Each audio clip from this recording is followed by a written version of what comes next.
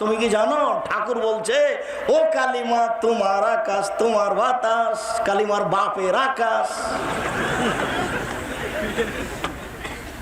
তো ঠাকুর তো বলছে ও কালিমা তোমার আকাশ তোমার বাতাস। তো আমি বললাম যে তো কালিমার আকাশ নয়, কালিমার বাতাস নয়, ঠাকুর বলেছে, ঠাকুরের বলা ঠিক হয়নি।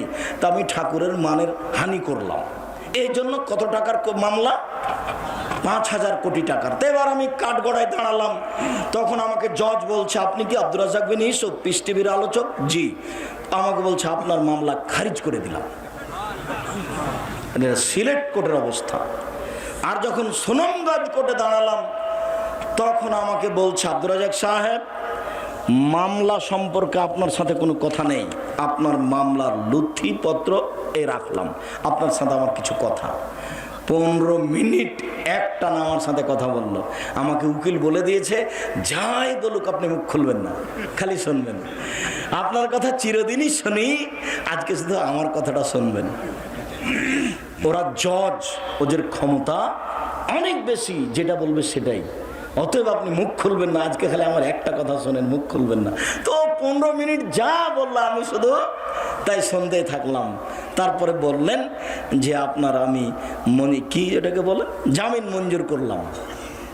ও একথা বললো না যে মামলা খারিজ করলাম, একথা বললো না, জামিন মঞ্জুর করলাম। তারপরে যে কি হয়েছে আর যাওয়া লাগে না।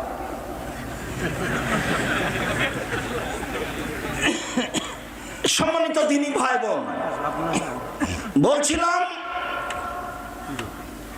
মানুষের মান সম্মানে কোনোদিন যাবেন না আঘাত করতে, তার নাম জুলুম। বিচারের মাঠে বিচার দেরি হয়ে যাবে।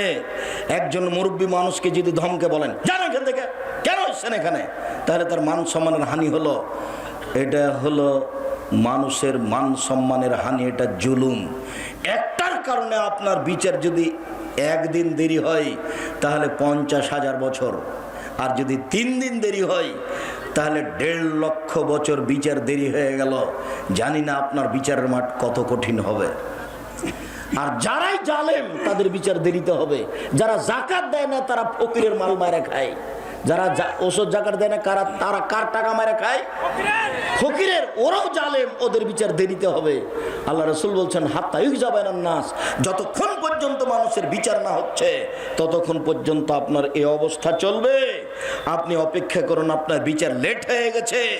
একদিন লেট হলে 50,000 বছর, যদি 3 দিন লেট হয় 1.5 লক্ষ বছর। আর ভালো মানুষের বিচারের সময়সীমা কতটুকু? আহারে, ভালো মানুষের বিচারের সময় কতটুকু? 1 ওয়াক্ত সালাত আদায়ের সমান। 1 ওয়াক্ত সালাত আদায়ের সমান ভালো মানুষের বিচার কতক্ষণ হবে? 1 ওয়াক্ত সালাত আদায় করতে কত সময় লাগে? অনুমান 5 থেকে 7 মিনিট, 10 মিনিট। ভালো মানুষের বিচারের সময় এইটুকু। ভালো মানুষ হওয়ার জন্য জীবন বাজি রেখে চেষ্টা করতে হবে যে কোনো মূল্যে। বিচারের সময় কতটুকু হবে? 7 থেকে 10 মিনিট, 5 থেকে 7 মিনিট, 7 থেকে 10 মিনিট ভালো মানুষের বিচারেই। একটু লেট হয়ে গেলে 50,000 বছর, 3 দিন লেট হয়ে গেলে 1.5 লক্ষ বছর। বিচারের মাঠ বড় জটিল, বিচারের মাঠ বড় হালকা। ভালো মানুষের কবরের শুয়ে থাকার সময়সীমা কতটুকু? বাসর রাতের সমান।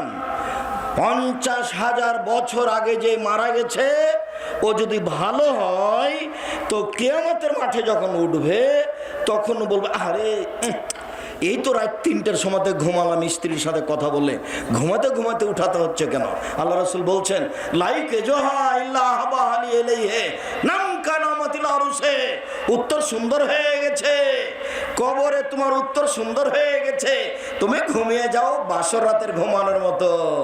তুমি ঘুমিয়ে যাও বাসর রাতের ঘুমানোর মতো। যাকে কেউ উঠাবে না নিজের মানুষ ছাড়া, যাকে কেউ উঠাবে না প্রিয় মানুষ ছাড়া।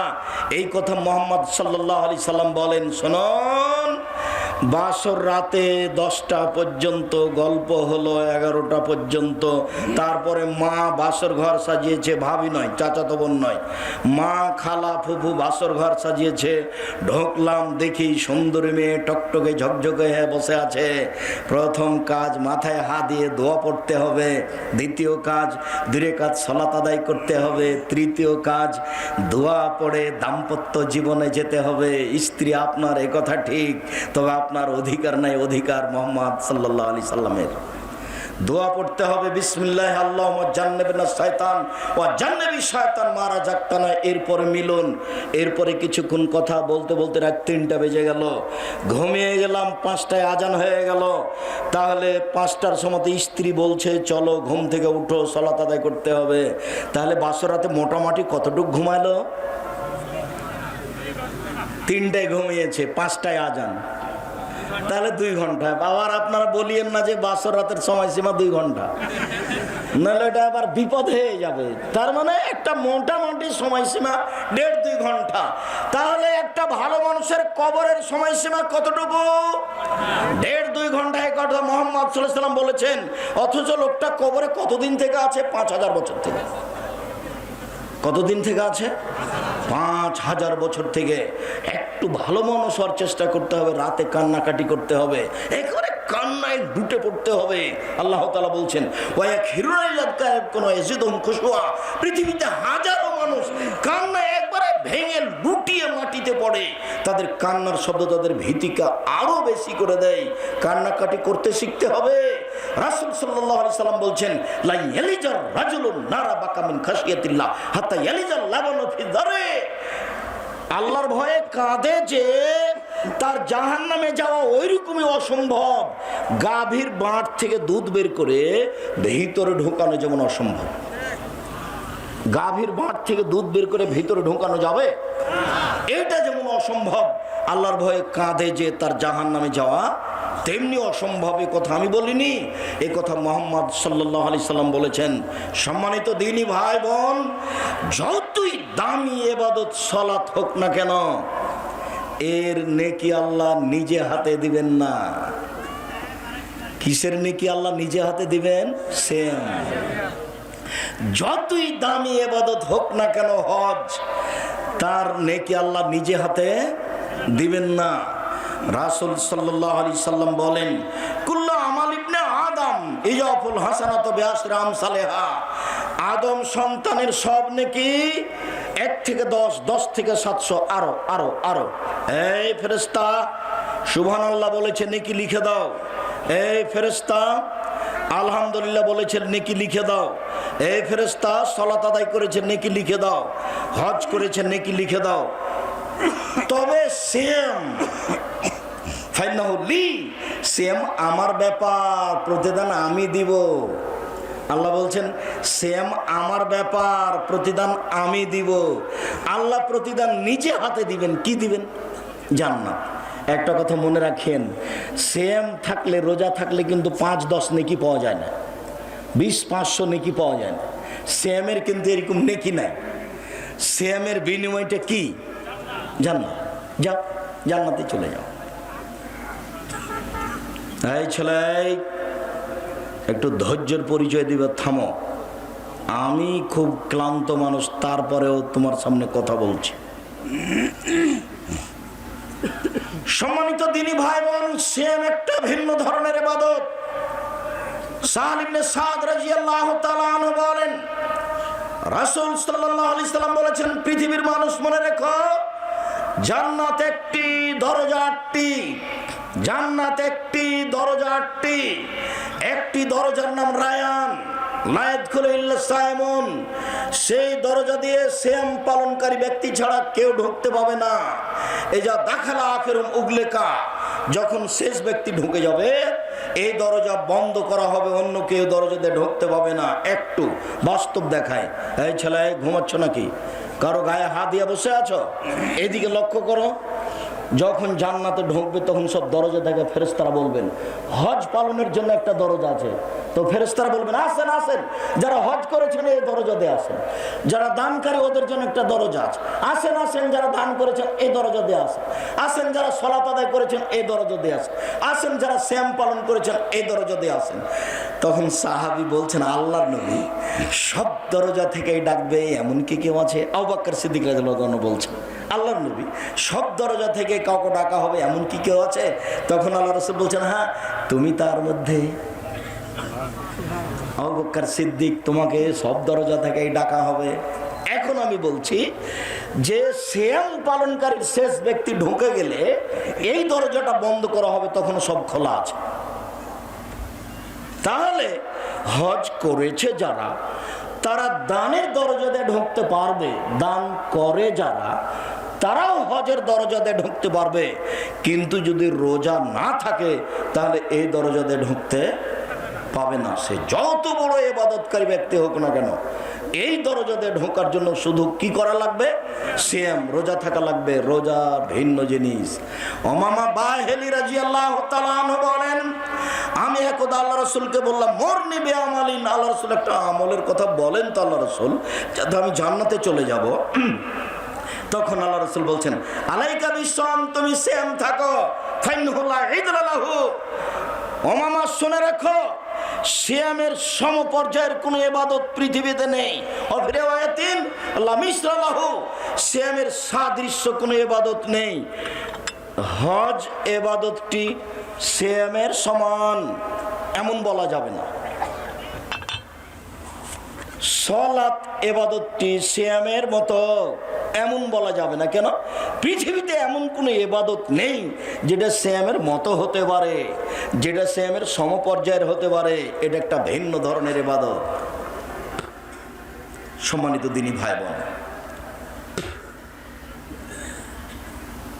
আবু সাঈদ খুদরি রাদিয়াল্লাহু তাআলা আনহু বলেন রাসূল সাল্লাল্লাহু আলাইহি সাল্লাম বলেছেন মান সামা ইয়াওমান ফি সাবিলিল্লাহ বাদাল্লাহু ওয়াজহুন নার সাবিনা খারিফা, কেউ যদি আল্লাহকে সন্তুষ্ট করার জন্য একদিন সিয়াম থাকে তাহলে তাকে 70 বছরের পথ জাহান্নাম থেকে দূরে সরিয়ে দেওয়া হবে।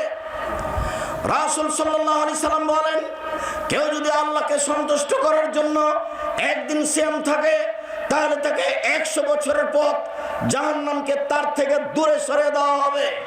রাসূল সাল্লাল্লাহু আলাইহি সাল্লাম বলেন কেউ যদি আল্লাহকে সন্তুষ্ট করার জন্য একদিন সিয়াম থাকে জালা বাইন হবে নানার খান্দাক কামা বাইনা সামাই ওয়াল আরজ, তাহলে তার মাঝে আর জাহান্নামের মাঝে 500 বছরের পথ ব্যবধান করা হবে। এই ছেলে শোনো, কয়েকটা গুরুত্বপূর্ণ নফল সিয়াম আছে, কাছাকাছি আসছি, একটু ধৈর্যের পরিচয় দিবা।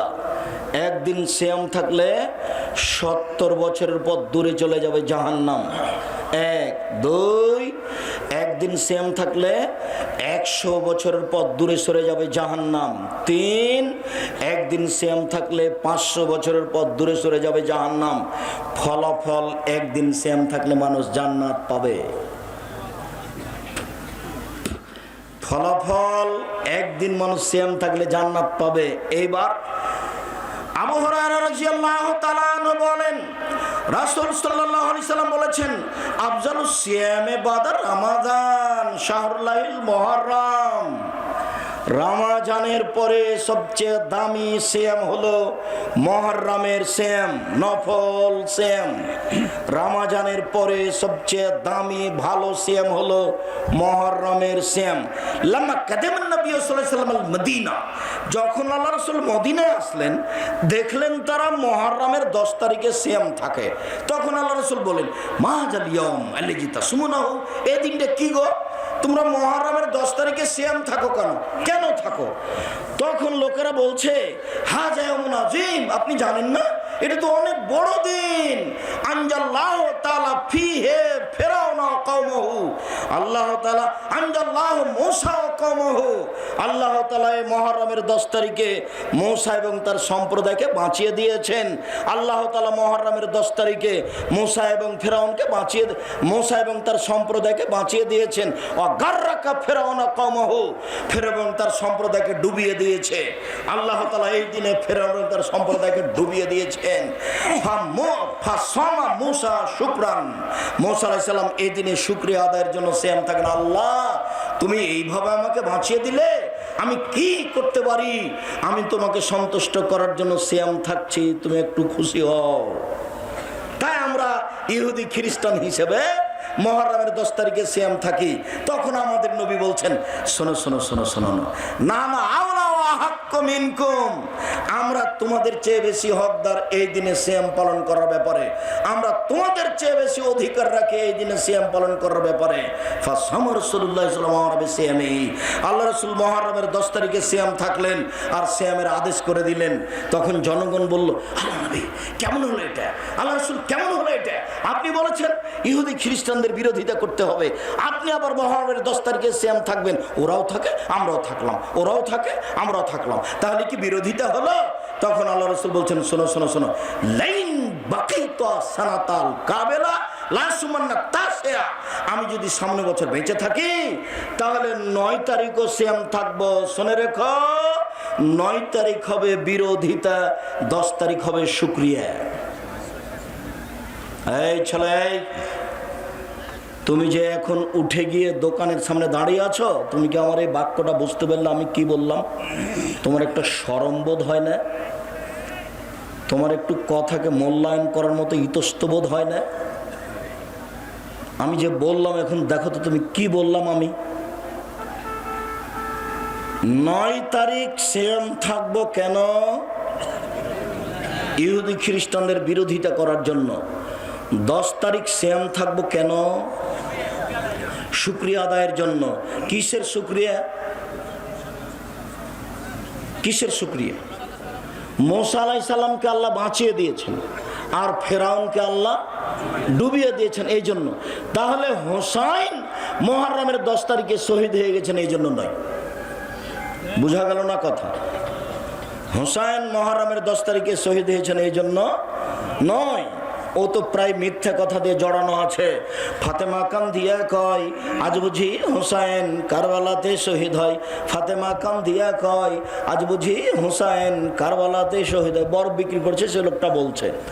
তো যেই দিন হোসাইন রাদিয়াল্লাহু তাআলা আনহু ইরাকের মাটিতে কারবালার মাঠে শহীদ হন, তার 49 বছর আগে ফাতেমা মারা গেছে।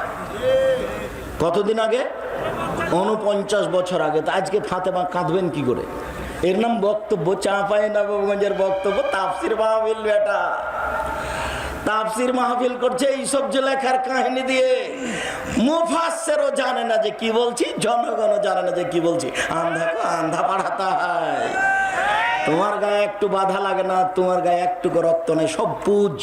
আমার গায়ে একটু বাধা লাগে, আমি এরকম তাফসির মাহফিল সহ্য করি না। তোমার মুফাসসিরকে আমি খুব ভালোভাবে জানি।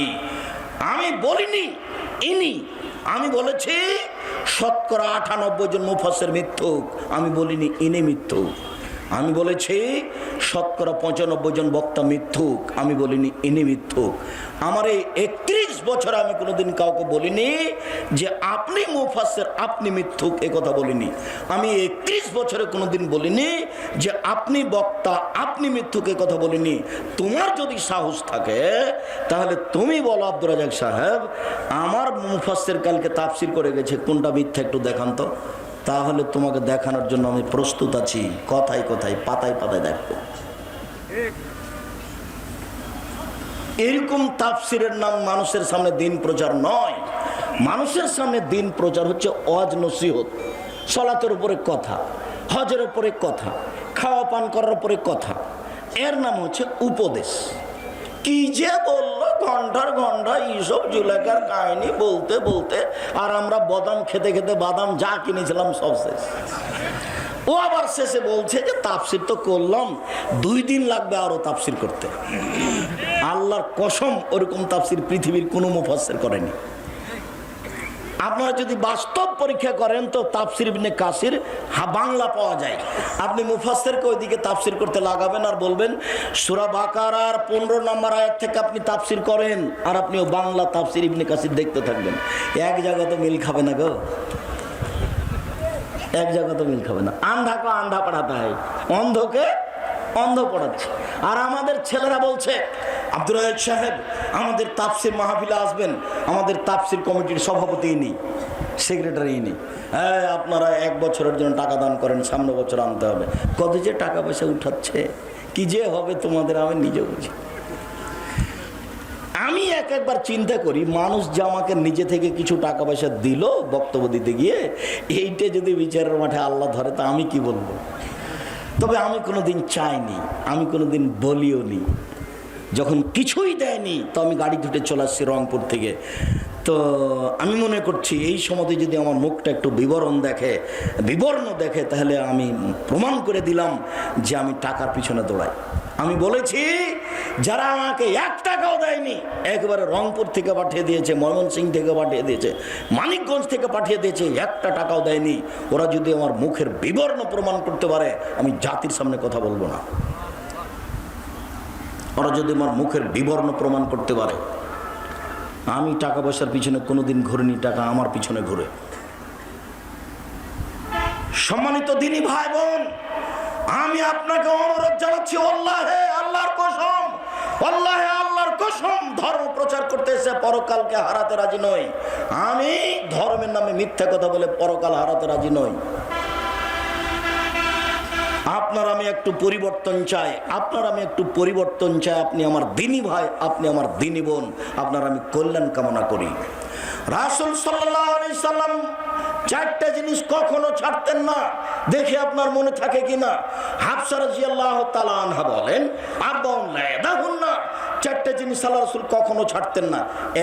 1 আশুরা মুহররমের 10 তারিখের সিয়াম, 2 ওয়াল আশর যুলহিজ্জার 1 থেকে 9 পর্যন্ত সিয়াম। কতদিন?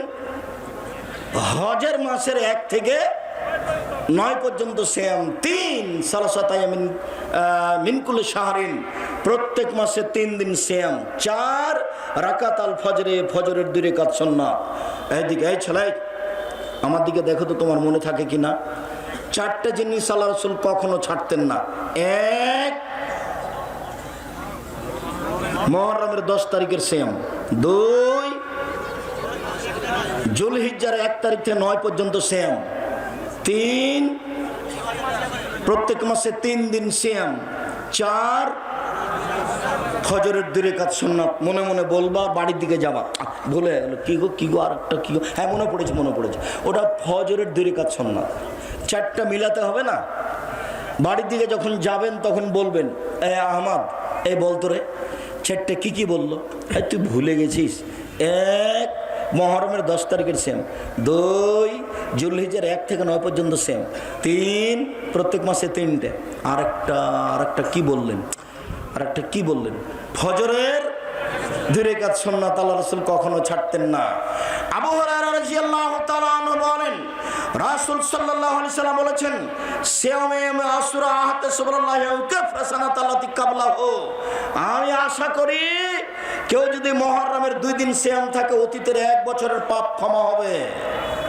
তিনি বলেন, আহতাসুবুল্লাহি সিয়ামে আরাফা আহতাসুবুল্লাহি কাফরাসানাত আল্লাতী ক্বাবলাহু ওয়া সানাত আল্লাতী বাদাহু, কেউ যদি আরাফার 1 দিন সিয়াম থাকে, 1 বছর আগে 1 বছর পরে 2 বছরের পাপ ক্ষমা হবে।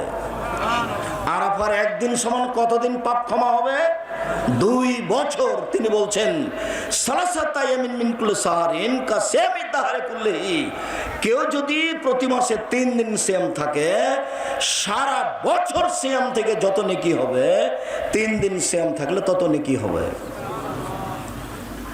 আবু আইয়ুব আনসারী রাদিয়াল্লাহু তাআলা আনহু বলেন, রাসূল সাল্লাল্লাহু আলাইহি ওয়াসাল্লাম বলেছেন, মান সামা রমাদানা সুমাতবাহু সিত্তান মিন শাওয়াল কানা কা সিয়ামিদ দাহরি কুল্লিহি, কেউ যদি রমজানের সিয়াম থাকে, রমজান মাস, তারপরে 6 দিন শাওয়ালের থাকে, সারা বছর সিয়াম থেকে যত নেকি হবে, শাওয়ালের 6 দিন সিয়াম থাকলে তত নেকি হবে।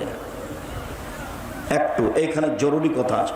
উপস্থিত বৈঠকের দিনই মুসলিম বোন শোনেন, আপনাকে বলছি, মহিলা বৈঠকে তো আপনি কতদিন বলেছেন, বুবু শোনো বুবু, তোমার কিন্তু হাইজের কারণে 5টা রোজা ছুটে গেছে বুবু, ওটা আগে করিও, এটা ফরজ বুবু, আর সওয়ালাটা হলো নফল বুবু, এটা পরে করিও বুবু, আপনার কথা ভুল হয়েছে।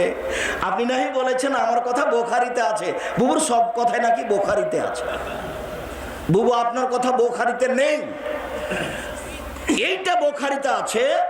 আয়েশা রাদিয়াল্লাহু তাআলা আনহা বলছেন, হায়েজের কারণে যে আমার 5-7টা রোজা ছুটে গেছে, এইটা আমি 10 মাস পরের সাবানে রাখি। কেন? এই 10 মাস আমি ওসব নফল সেম থাকি না। কেন থাকি না? কোন সময় যদি আল্লাহর নবী আমাকে বলেন, আয়েশা এইদিকে আসো, আমাকে যদি মিলনের জন্য ডাকে, তখন আমি তাকে বলতে পারবো না যে আমি নফল সেম আছে, এই জন্য আমি থাকি না। তো আয়েশা রাদিয়াল্লাহু তাআলা আনহা হায়েজের রোজা যে ছুটে যেত, এটা কখন করতেন বলেন তো দেখি? 10 মাস পরে যখন আবার সাবান আসবে তখন। কথা বোঝা গেল না মনে হয়? তো এই বুবু কেন বললো যে বুবু আগে ফরজ রোজা বুবু, তারপরে নফল রোজা বুবু? বুবুর সব কথাই নাকি বুখারীতে আছে, বুবুর কথা বুখারীতে নেই। আব্দুর রাজ্জাক সাহেব, আপনি কি আমার বক্তব্য ব্যঙ্গ করছেন? জি, আপনার বক্তব্যকে আমি অমান্য করলাম। কে বলেছে আপনাকে এভাবে বক্তব্য দিতে মহিলাদের সামনে? আপনি কে তদন্ত করেছেন? কেন আপনি বলতে যাবেন এখান থেকে ওখানে, এই জেলা থেকে ওই জেলা? কে আপনাকে এই দায়িত্ব দিল? আল্লাহর নবী, আল্লাহে আল্লাহর কসম, আল্লাহে আল্লাহর কসম, আল্লাহে আল্লাহর কসম, আল্লাহর নবীর একসাথে 11 জন স্ত্রী ছিলেন, 11 জন। কেউ দিন প্রচার করার জন্য বাড়ি থেকে অন্য জায়গায় যাননি। যদি প্রমাণ হয়ে যায়, আমি আব্দুর রাজ্জাক বিন ইউসুফ আর বক্তব্য দিব না। যদি প্রমাণ হয়ে যায় যে গেছিল, আমি আব্দুর রাজ্জাক বিন ইউসুফ আর কোনোদিন বক্তব্য দিব না। মহিলারা বলেছিল, পুরুষরা আপনার পাশে বসে দিন ধর্ম শিখে নিল, আমরা বসতে পারি না, আমরা কি করব? পুরুষেরা আপনার পাশে বসে দিন ধর্ম শিখে নিল, আমরা তো বসতে পারি না, আমরা কি করব? তখন আল্লাহ রাসূল বলছেন, এই শোনো শোনো, তুমি একটা বাড়ি ঠিক করো তো, অমুকের বাড়িতে তোমরা বসিও, আমি যাব তোমাদের দিন ধর্ম শিখিয়ে দিব। তখন আল্লাহ রাসূল বললেন না, আমি আয়েশাকে পাঠিয়ে দিব, তোমরা সেখানে দিন ধর্ম শিখিয়ে নিও। শোনো মহিলারা, তোমরা অমুকের বাড়িতে বসিও, আমি আয়েশাকে পাঠিয়ে দিব, তোমরা দিন ধর্ম শিখে নিও। এই কথা তিনি বললেন না, তিনি বললেন তোমরা অমুকের বাড়ি নির্ধারণ করো, সেখানে বসিও, আমি যাব তোমাদের দিন ধর্ম শিখিয়ে দিব। এই কথা মুহাম্মদ সাল্লাল্লাহু আলাইহি সাল্লাম বললেন, হাদিস বুখারী মুসলিম। অতএব আপনি আমার দিনী বোন, আপনাকে আমি সম্মান করি, এ কথাই ঠিক, আপনাকে আমি অপমান করি না, এ কথাই ঠিক। আপনি বাড়িতে বসে আয়েশার মতো পাড়ার মহিলাকে দিন ধর্ম শিখান, তবে আপনি বই পুস্তক পড়ে দেখে শুনে শিখান। খবরদার আপনি মিথ্যা দোয়া শিখাবেন না, মিথ্যা কথা শিখাবেন না। বুবু মাগরিবের পরে যদি 6 রাকাত সুন্নাত পড়ো বুবু, তাহলে 12 বছরের নেকি হবে বুবু, বুবু জাহান্নামে চলে যাও বুবু। জাল হাদিস দিয়ে আপনি জাতির সামনে ধর্ম প্রচার করিয়েন না। আপনি আমার দিনী বোন, আপনি বলবেন এই কথা, বুবু শোনো, দিন রাতে 12 রাকাত সুন্নাত, জোহরের আগে 4, পরে 2, এ হলো 6, মাগরিবের পরে 2, এ হলো 8, এশার পরে 2, এ হলো 10, ফজরের আগে 2, এ হলো 12 রাকাত সুন্নাত পড়ো বুবু। প্রত্যেক 12 সমান একটা জান্নাতে ঘর, প্রত্যেক 12 সমান জান্নাতে একটা ঘর। হাদিস সহিহ। কথা বুঝতে পারলেন না? আর যদি বুবু জোহরের আগে 4 রাকাত পড়ো, জোহরের পরে 4 রাকাত পড়ো, তার মানে 8 রাকাত যদি সুন্নাত পড়ো, জোহরের আগে 4 পরে 4, তাহলে জাহান্নামী হারাম, তাহলে জাহান্নামী হারাম। আব্দুর রাজ্জাক সাহেব থামেন থামেন থামেন, আপনার একটা কথা বুঝতে পারি না, আপনি কথাটা আবার বলেন তো। আপনি বলেছেন যে সূর্য ঢোলার সাথে সাথে 4 রাকাত পড়তে হবে, এইটা নাকি তাহাজ্জুদের সমান নাকি পাওয়া যাবে, তো এটা কি জোহরের সুন্নাত? জি না, ওটা জোহরের সুন্নাত নয়। সূর্য ঢোলার সাথে সাথে একবারে 12টা 5-10 দিকে 4 রাকাত পড়ে নেবেন, এটা হলো ভিন্ন। এটা কেন আব্দুর রাজ্জাক সাহেব? এটা কেন? এটা হলো এখন জান্নাতের এখন আকাশের সব দরজা খুলে দেওয়া হয়েছে, এখন 4 রাকাত পড়ে যা বলবেন সেটাই পাবেন, যা বলবেন সেটাই পাবেন, যা বলবেন সেটাই পাবেন, এই জন্য 4 রাকাত। আমার এটাতে নেকি হবে তাহাজ্জুদের সমান। সূর্য যখন ঢলে যায় সব দরজা খুলে যায়, রাত যখন 12টা হয় সব দরজা খুলে যায়, যখন আজান দেওয়া হয় সব দরজা খোলা হয়। এই সময়ে যে যা চাইবে সেই পাবে, যে যা চাইবে সেই সেটা পেয়ে যাবে। শুনুন, ইসমে আজম পড়ে দোয়া করলে সব কিছু পাওয়া যায়। ইসমে আজম পড়ে দোয়া করলে সব কিছু পাওয়া যায়। ইসমে আজম আল্লাহ মিনিয়াস আল্লাহ বিআন্নাকা আনতাল্লাহ লা ইলাহা ইল্লা আনতা আহাদুস সামাদুল্লাযী লাম ইয়ালিদ ওয়া লাম ইউলাদ ওয়া লাম ইয়াকুল লাহু কুফুয়ান আহাদ, এর নাম ইসমে আজম। তবে ইসমে আজম ওটাকে বলা হয় লা ইলাহা ইল্লা আনতা সুবহানাকা ইন্নী কুনতু মিনাজ জালিমিন। বিপদে পড়ে যদি কেউ দোয়া করে, আল্লাহ বলছেন যে কোনো ব্যাপারে আমাকে বললে আমি তাকে বাঁচিয়ে দেব। আমি ইউনুসকে বাঁচিয়েছি মাছের পেট থেকে। ইউনুস যদি মাছের পেটে এই দোয়া না পড়তো, আমি আল্লাহ ইউনুসকে কিয়ামত পর্যন্ত মাছের পেটে রেখে দিতাম। তখন আমি তাকে মাছের পেট থেকে বের করে দিলাম। পৃথিবীর যে কোনো মানুষ যদি বিপদে পড়ে বলে লা ইলাহা ইল্লা আনতা সুবহানাকা ইন্নী কুনতু মিনাজ জালিমিন, তাহলে আমি তাকে বিপদ থেকে বাঁচিয়ে দেব। কতবার আব্দুর রাজ্জাক সাহেব? বেহিসাব, 2বার 5বার নয়। বিপদ যেমন বলবেন তেমন, 2বার 1বার নয়। দোয়া ইউনুস মানে 1.25 লক্ষ, মানে জাহান্নামে চলে গেছে। খবরদার 1.25 লক্ষ নয়, 100 কোটি বার হোক না কেন বলতেই থাকবেন। রাসূল সাল্লাল্লাহু আলাইহি সাল্লামকে জিজ্ঞাসা করা হলো, আল্লাহ রাসূল আপনি একটু বলেন তো সবচেয়ে দামি সম্পদ কি যেটা সঞ্চয় করে রাখবো? বলেন তো আল্লাহর নবী সবচেয়ে দামি সম্পদ কি যেটা সঞ্চয় করে রাখবো? তখন আল্লাহ রাসূল বলছেন, শোনো আমি তোমাদের বলে দিচ্ছি সবচেয়ে দামি সম্পদ যেটা সঞ্চয় করে মানুষ রাখে। এক, লিসানুন যাকির, ওই জিহ্বা, যে জিহ্বা বলতে পারে সুবহানাল্লাহ, আলহামদুলিল্লাহ, আল্লাহু আকবার, আস্তাগফিরুল্লাহ। ওই জিহ্বা সঞ্চিত সম্পদ, সবচেয়ে দামি সম্পদ। যে জিহ্বা বলতে পারে সুবহানাল্লাহ, আলহামদুলিল্লাহ, আল্লাহু আকবার, আস্তাগফিরুল্লাহ, রব্বিগফিরলি ওয়া তুব আলাইয়া ইন্নাকা আনতাত তাওয়াবুল গফুর। তারপর সাইদুল ইস্তিগফার। যে জিহ্বা বলতে পারে সেই জিহ্বা হলো সবচেয়ে দামি সম্পদ। এর সাথে আর একটা কথা শোনেন, আল্লাহ রাসূল একদিন বলছেন, সঙ্গী সাথে বলতে পারো কোন জিনিস মানুষকে পিছন দিক থেকে ধাক্কা মেরে জাহান্নামে নিক্ষেপ করে? সঙ্গী সাথে বলতে পারো মানুষকে কি জিনিস পিছন দিক থেকে ধাক্কা মেরে জাহান্নামে নিক্ষেপ করে? সঙ্গী সাথে বলতে পারো একবারে ধরে জাহান্নামে নিক্ষেপ করে কোন জিনিস বলতে পারো? এ কথা বলতে বলতি জিভাটা ধরে নিয়ে বলছেন, দেখো জিভা মানুষকে পিছন দিক থেকে ধাক্কা মারে জাহান্নামে নিক্ষেপ করে। মুখামুখি হয়ে গেল না দুইটা? বুঝাতে পারিনি মনে হয়। কোন জিনিস মানুষকে পিছন দিক থেকে ধাক্কা মারে জাহান্নামে নিক্ষেপ করছে? জিহ্বা। সবচেয়ে দামি সম্পদ কোনটা? জিহ্বা। তাহলে জিহ্বা কখন দামি সম্পদ? যখন জিকির আজকার করে। তো পিছন দিকে ধাক্কা মারে জাহান্নামে, এটা কখন আব্দুর রাজ্জাক সাহেব? এটা যখন আপনি দোকানে বসে আড্ডা পিটে ল্যাংটা মেয়ে দেখছেন, তখন আরেকজন বদনাম করছেন আরেকজনের, তখন আরেকজন এসে বলছে ঠিকই বলেছিস, আসলেই খারাপ, ও আসলেই খারাপ। এই যে জিহ্বা আপনাকে জাহান্নামে ঠেলে দিয়েছে। 4টা কাজ করবেন জীবনে। এই ছেলে, 1 5 ওয়াক্ত সালাত, 2 হালাল রুজি, 3 কোরআন তেলাওয়াত, 4 দুজন যেখানে বসে আছে সেখানে বসবেন না। আর কোনোদিন দোকানের সামনে বসে টিভি আছে, টিভিতে ল্যাংটা মেয়ে দেখে জান্নাত কেনার চেষ্টা করিয়েন না, জান্নাত পাওয়া যাবে না। রং মাখানো মেয়েকে নিয়ে মেয়েকে দেখে ইমান ধ্বংস করে জান্নাতের এত দামি মেয়ে পাওয়ার হিসাব করিয়েন না। ওদের ব্যাপারে আল্লাহ চ্যালেঞ্জ করে বলেছেন, লাম ইয়াতমিসহুন্না ইনসুন কাবলাহুম ওয়ালা জান। পৃথিবীর মানুষ শুনে রেখো, জান্নাতে যে সব মহিলারা আছে এত উন্নত মানের মহিলা, এত দামি মহিলা, ওদেরকে পৃথিবীর কোনো জিন, কোনো মানুষ স্পর্শ করেনি, ওদের দেখেনি, ওদেরকে ঢাকা আছে। যেই যত দামি সেই তত ঢাকা। মহিলারা যত নিজেকে ঢেকে থাকবে সে তত দামি হবে। 1 মিনিট, আমার এক চাচার কথা নকল করি। আমার এক চাচির কথা বলছি। মৌলভী আব্দুর রহমান সাহেবের স্ত্রী, উনিও মারা গেছেন, তার স্ত্রীও মারা গেছেন। আমার এক চাচা মোজল, ইনিও মারা গেছেন। মোজাম্মেল তো মোজল বলে ডাকে। তো গল্প করছে আমাদের সামনে যে আমি আলমদের বাড়িতে কাজ করেছি তো সকালে উঠে গিয়ে আমি ঘরে উঠি, ঘর চাই সেই জন্য, খড়ের ঘর। তো সন্ধ্যা পর্যন্ত কাজ করেছি।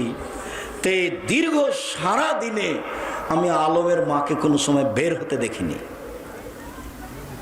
তার মানে তাহলে কি রান্না বান্না করা লাগবে, কি করা লাগবে, আমার চাচি সব প্রস্তুতি নিয়ে সকালে ঘরে ঢুকেছেন।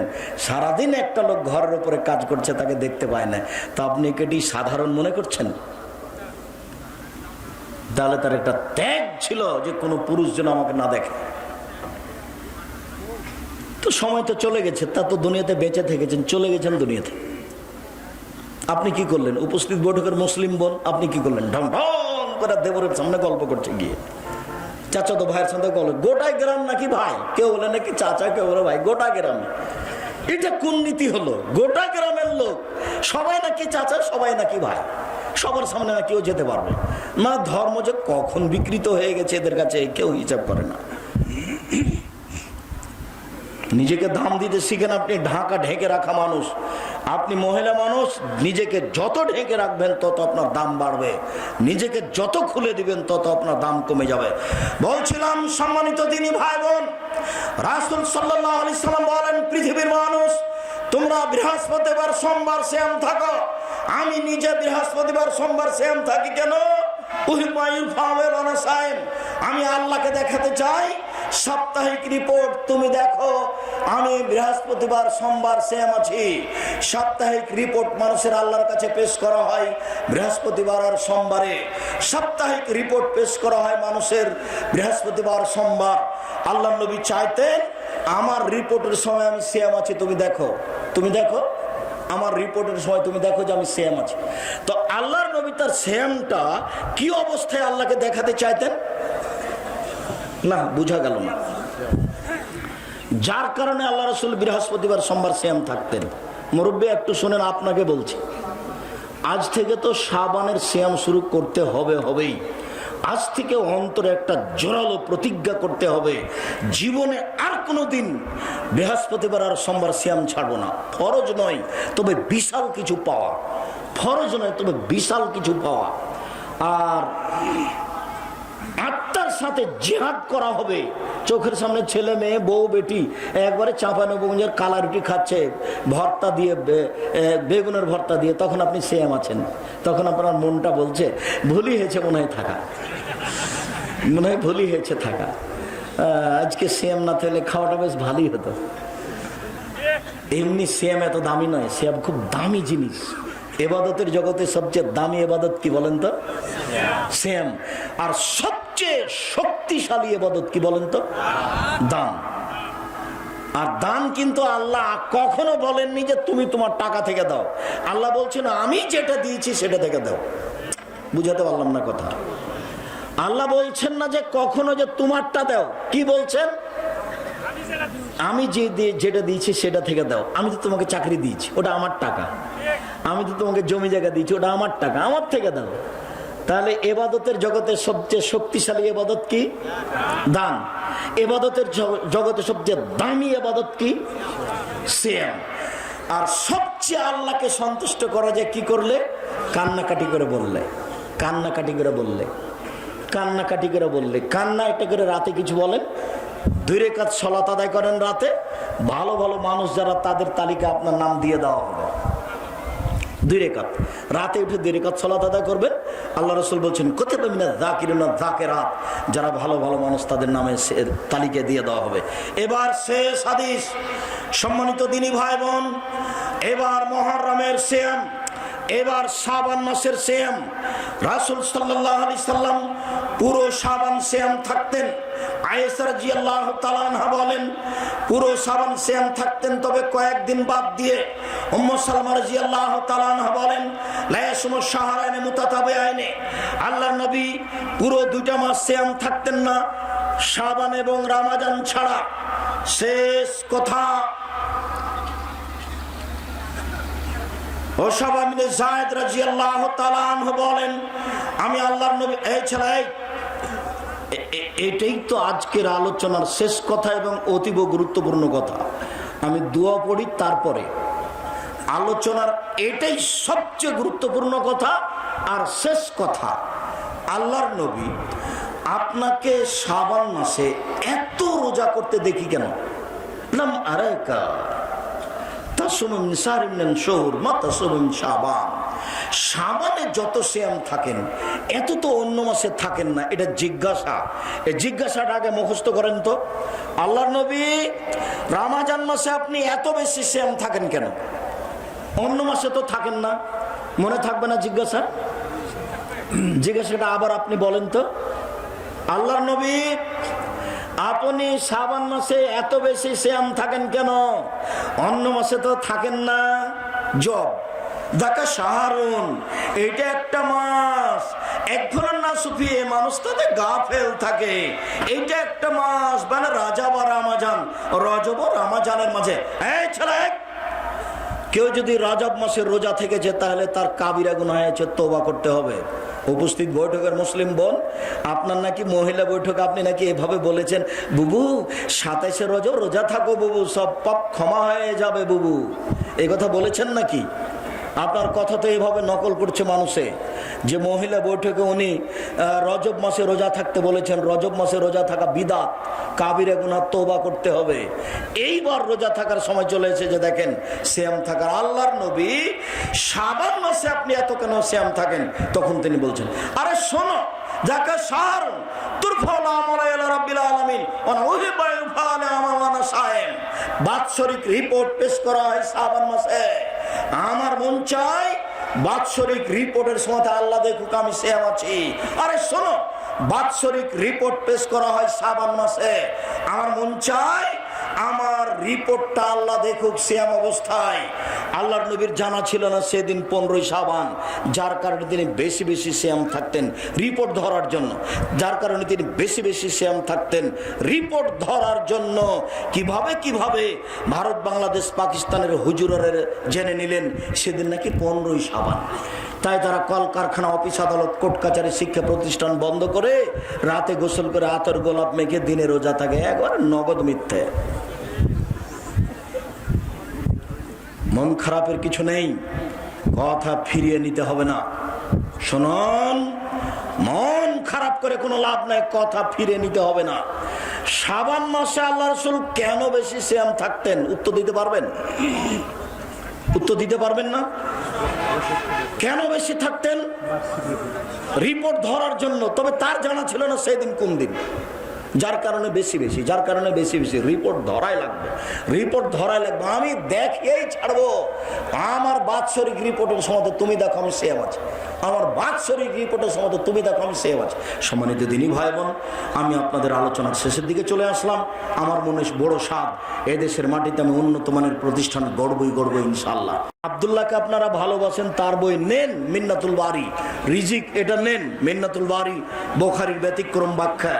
সম্মানিত দিনী ভাই বোন, সবাইকে আমি এই বইগুলি কে বড় লাভবান, কে বড় ক্ষতিগ্রস্ত, আদর্শ নারী, আদর্শ পরিবার, বক্তা শ্রোতার পরিচয়, তাফসীর কি মিথ্যা হতে পারে, মরণ একদিন আসবেই, সলাতের উপরে বই, এইগুলি নিতে বলছি। আর আমার দিনী বোনেরা, আপনাদের জন্য বই আছে, সমঅধিকার নয় মর্যাদা চাই, কেন এই নির্যাতন কি তার প্রতিকার। সমঅধিকার নয় মর্যাদা চাই। সবাই স্টেজে এসে বইগুলো নিয়ে যাবেন। আমি যে জায়গায় যেতে পারি না, বইগুলি সে জায়গায় যেতে পারবে। আমি তো অনেক জায়গায় যেতে পারি না, মানুষের উল্টা ধারণা, এখানেও আসতে পারছিলাম না। এই জন্য আপনারা বই ছাড়া কেউ যাবেন না। 100, 150, 200, 250 টাকা কোনো বড় কথা নয়। আপনি পড়বেন, আপনার দিনী ভাই বোন পড়বেন। বিশেষভাবে মাসিক আল ইতিসাম পত্রিকা আর ক্যালেন্ডার আছে কিনা আমি জানি না। এই ছেলে, ক্যালেন্ডার আছে? ওই সকাল সন্ধ্যার দোয়া 50 টাকা দাম ক্যালেন্ডারের, বাড়িতে ঝুলিয়ে রাখবেন, সময়ে সময়ে পড়বেন। সকাল সন্ধ্যার দোয়া ক্যালেন্ডার, সারাদিনের দোয়া পড়তে হবে কি তার ক্যালেন্ডার নিয়ে যান। সবাই স্টেজ থেকে বইগুলি সংগ্রহ করুন, আমি আপনাদের কিছু জিজ্ঞাসার উত্তর দিই। যে আচ্ছা, মাদ্রাসার শিক্ষক গণ মাদ্রাসার গোস্ত খেতে পারে কি? এটা তো কঠিন হয়ে গেল নাকি? ছাত্ররা দাওয়াত দেবে শিক্ষককে, ওটা ছাত্রদের জন্য যায়। ওরা যখন হুজুরদের দাওয়াত দিবেন তখন হুজুরদের জন্য যায়। দিনী প্রতিষ্ঠানে হারাম টাকা নেওয়া যাবে কি? দিনী প্রতিষ্ঠানে হারাম টাকা মসজিদ হলে নেওয়া যাবে না, অন্য জায়গায় নেওয়া যাবে, তবে যিনি দান করেছেন উনি নেকি পাবেন না। মাদ্রাসা মক্তবে নিতে পারেন, মসজিদে নিতে হবে না, তবে উনি যিনি দান করেছেন তিনি নেকি পাবেন না। আর আমি আছি, সবাই বই নিয়ে যাবেন, বই শেষ হবে না ইনশাল্লাহ। এই যে আমি 10 মিনিট আপনাদের সাথে আছি, আর অধৈর্য হয়ে চলে গেলে তো কালকে আর আমি এখানে আসতে পারবো না ইচ্ছা করলে। যতই তোমরা চেষ্টা করো, কালকে এখানে আমাকে উপস্থিত করা সহজ হবে না, যদিও আমি তোমাদের বাড়ির মানুষ। বাড়ি যদি আমার দেবীনগর হয় তাহলে মাটি কাটা আর কত দূরে হলো, আমি আপনাদের কাছের মানুষ। স্ত্রী স্বামীর বন্ধনে থাকবে না, তাহলে মোহরের টাকা সে কি ভোগ করতে পারবে? জি না, স্ত্রী না থাকলে মোহর ফেরত দিয়ে যাবে। আর এদেশে মোহরই দেয় না। লাশকে কবরে রাখার নিয়ম কি? পাঁর দিক থেকে লাশটাকে ঢোকাতে হবে, যেদিকে পা থাকে ওদিক থেকে, তাহলে পাঁর দিক থেকে লাশটাকে ঢোকাবে, আর একবারে পুরো ডান কাতে রাখবে, কবরের দেওয়ালের সাথে লাগিয়ে দিয়ে ডান কাতে রাখবে।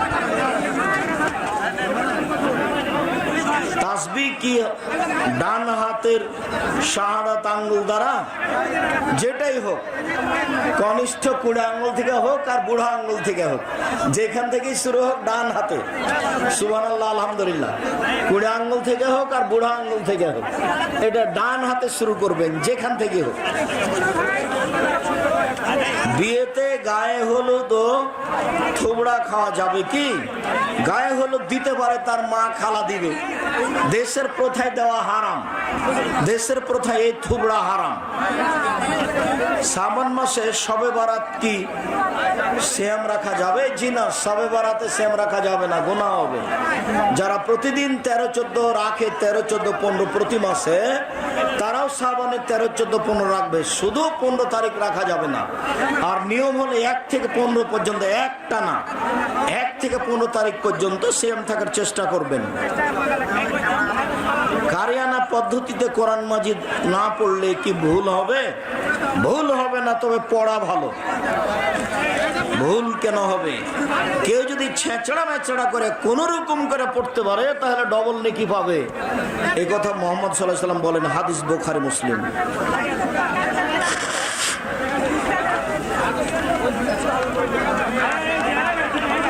শেখ, আপনি তো বলেছেন যে স্ত্রীকে বাপের বাড়িতে 3 দিনের বেশি রাখা যাবে না, তবে বাপ মা যদি জোর করে রেখে দেয়, আচ্ছা জোর করে রাখলে রাখিও, তবে কিছু টাকা দিয়ে দিও। এই নিয়ে কত কার গায়ে ব্যথা যে আব্দুর রাজ্জাক সাহেব কেন বললেন এই কথা। আল্লাহ রাসূলের হাদিসটাতে একটু আপনি তদন্ত করবেন। আমি তো সহজে কোনো কথা এমনিতেই বলি না, তবে আমি মানুষ। রাসূল সাল্লাল্লাহু আলাইহি ওয়াসাল্লাম কয়দিন বাদ দিয়ে পূর্ণ শাবান মাস সিয়াম পালন করতেন? বোঝা যাচ্ছে যে 15, 20, 25 পর্যন্ত থাকতেন, শেষের দিকে 5-7টা বাদ দিতেন, এরকম মনে হচ্ছে। হাদিসে এসেছে ইল্লা কালিলা, তবে কয়েকটা বাদ দিতেন। বিয়ের বাড়িতে লাইটিং করা যাবে কি?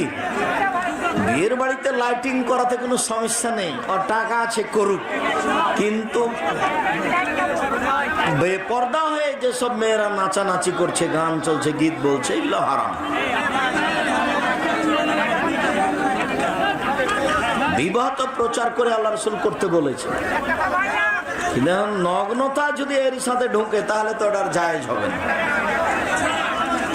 কাঁচা পেঁয়াজ খেয়ে যদি মুখ পরিষ্কার করে মসজিদে যায় না, কাঁচা পেঁয়াজ খাওয়া হারাম। কাঁচা পেঁয়াজ খাওয়া হারাম নয়, খাওয়া যায়, তবে মসজিদে গেলে দাঁত পরিষ্কার করে গন্ধমুক্ত অবস্থায় যেতে হবে।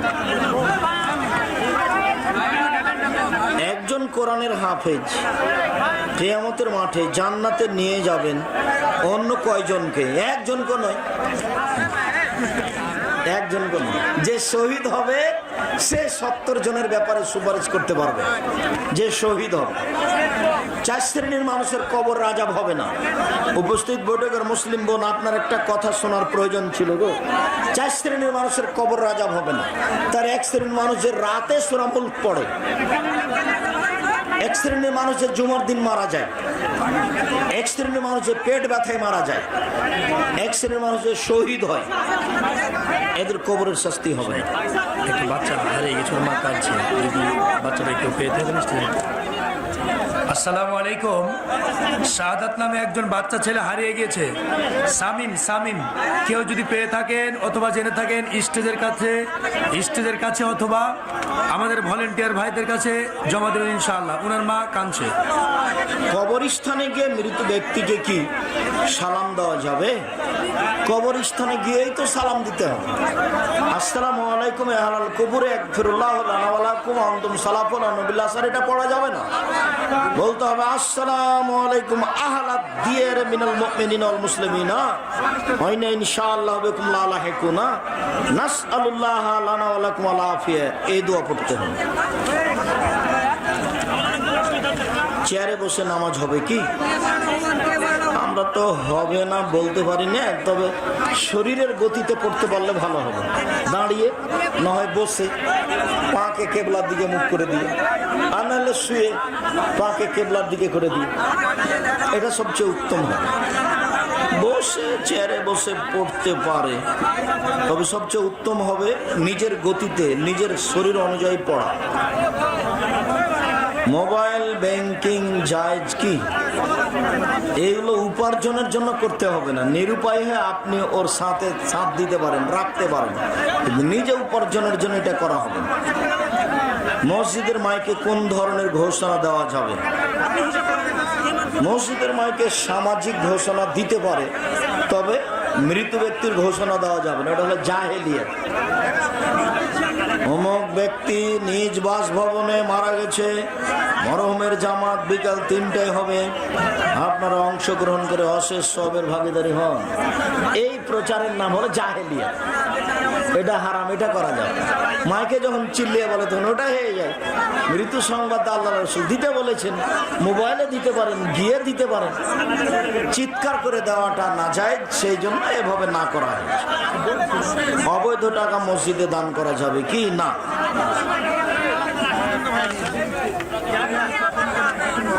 শুকরিয়া, জাযাকুমুল্লাহ খায়ের।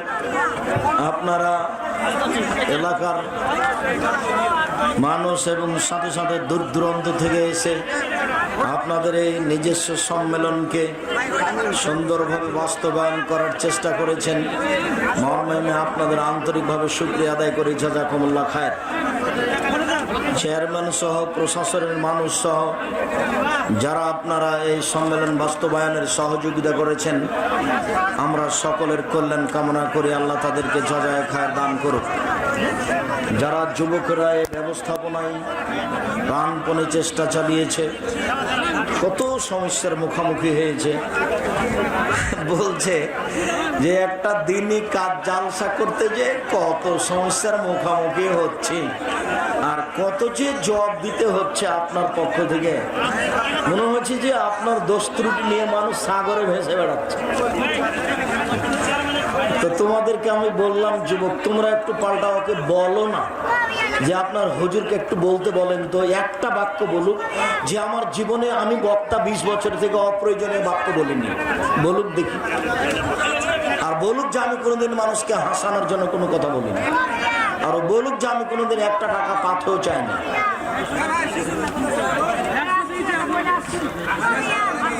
মসজিদে কেউ যদি দোয়া চায়, তাহলে কি সম্মিলিতভাবে দোয়া করা যাবে? জি না, ওটা তো বিদআত। দোয়া করা তো একটা গুরুত্বপূর্ণ ইবাদত। হাত তুলে দোয়া করলে আল্লাহ খালি হাত ফিরে দিতে লজ্জা পাই, হাত তুলে দোয়া করবেন। মসজিদের সবাই মিলে দোয়া করা যাবে না হাত তুলে। হাত তুলে শুধু দোয়া করতে হবে পানি চাইতে গিয়ে, ইস্তিসকা, তাছাড়া আর নয়। বাকি ব্যক্তিগত